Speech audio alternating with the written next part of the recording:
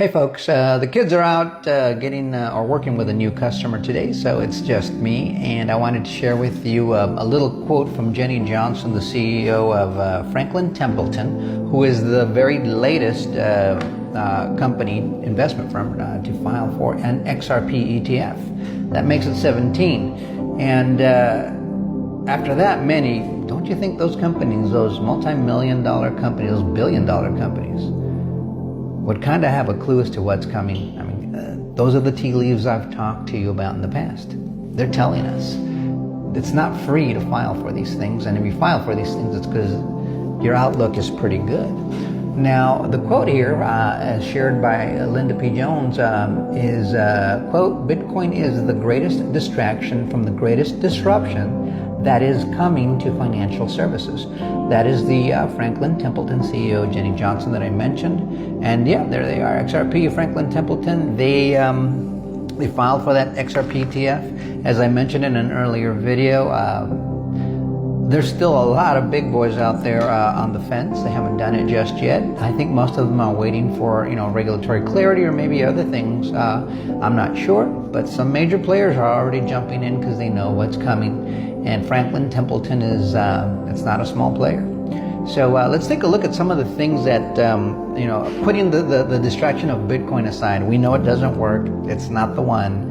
It may rise in value, but man, it's going to be so much easier to double your investment with blockchains like XRP as opposed to Bitcoin. You'd have to go to 200K to double your money, maybe a little bit less right now. XRP, you can go from $2 to $4 in no time, and it's going to do that in my opinion. But I'm going to share with you, it's a nice long list, but I'm going to try to get through it quickly of the ways that blockchain is going to disrupt financial services. One, disintermediation of banks. Peer-to-peer transactions using blockchains like XRP or stablecoins reduce reliance on banks for payments, loans, or remittances payments, cutting out middlemen and fees. Two, faster cross-border payments like XRP Ledger or Stellar enable near-instant low-cost international transfers, disrupting slow, expensive systems like SWIFT. Tokenization of assets. Number three, real-world assets, real estate, stock, art can be tokenized on blockchains. So that is a pretty good disruption. Number four, decentralized finance, DeFi, smart contract platforms like Ethereum, Rootstock, or of course XRP now with smart contracts on that ledger offer lending, borrowing, and trading without banks potentially siphoning market share from traditional finance. Five, reduced transaction costs. Blockchain eliminates layers of processing fees, and so that it makes it a lot cheaper to transact. Number six, enhancing transparency. Immutable ledgers providing auditable records for transactions, reducing fraud and increasing trust in markets. Those records are going to be there 1,000 years from now. You cannot change those records. Programmable money. Smart contracts enable automated financial agreements. That is good. I like to be able to program money, especially when you're talking about trade finance, something XDC specializes in. Improved settlement times. Things are faster. Blockchain enables near instant settlement. Speed matters. Central bank digital currency, CBDCs. It'll give them the ability to do that, but we don't want that. However, that is a possibility. Your government controls what happens in your country. Next is identity and KYC simplification. Self-sovereign identity on blockchain streamlines compliance, reducing costs for onboarding verification. Yeah, they need to know who they're dealing with so they know you're not a bad guy. Disruption of stock exchanges. That's a big one. Decentralized exchanges, DEXs, on blockchains like the XRPL, which was the second blockchain ever to exist, but the first to have a DEX within the blockchain. In fact, I just exchanged some coins on it yesterday.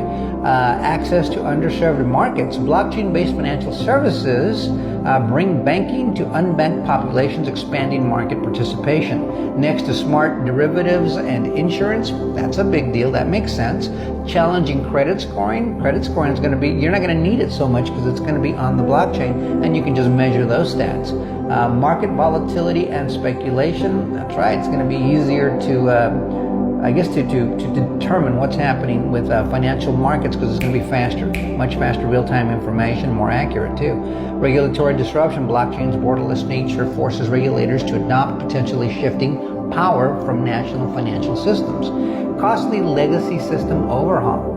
Financial institutions must either integrate blockchain or risk obsolescence, driving competition and innovation. Yeah, they're not going to risk obsolescence. You can take that to the bank. Fraud reduction. Immutable records and cryptographic security make it harder to manipulate financial data, impacting markets reliant on capacity. Man, we could use that for the U.S. government, that's for sure.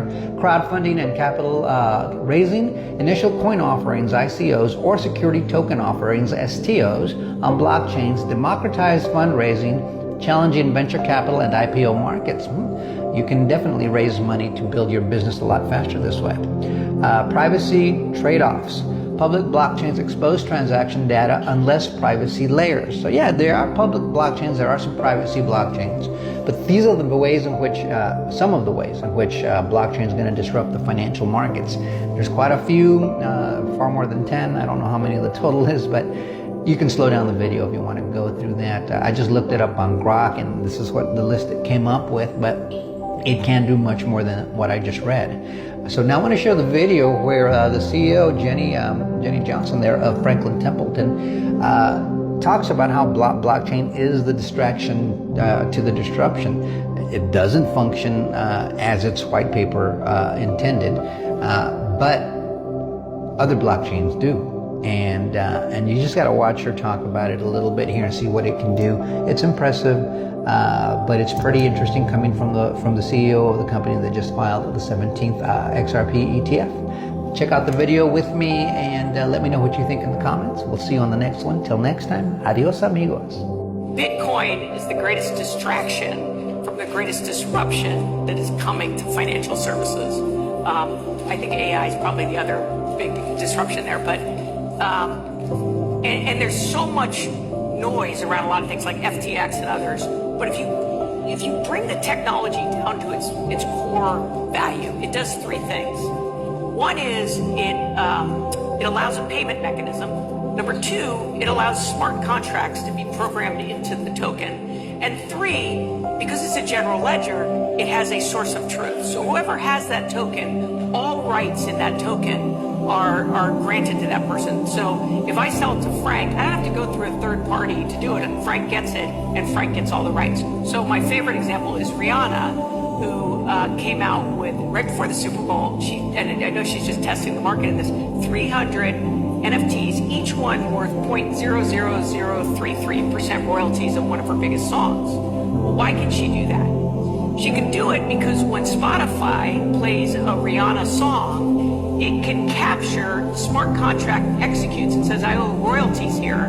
And so nobody has to be involved in it. And it can take the fractional payment and go to, because Frank's a big Rihanna fan, so it goes to his account, and he owns a couple of those. and he's paid, right? So now think about any way in which you have revenue streams or royalty streams that you can now start to fractionalize that or democratize that, and think about how that is an uncorrelated asset to all the traditional assets. So other examples is, I think that athletes are going to, they'll sign a big contract, they'll say to their fans, I'm going to sell off, tokens worth 10% of my future revenue stream, I'm going to, 100,000 tokens, and boom, the fans are going to probably pay a premium for it.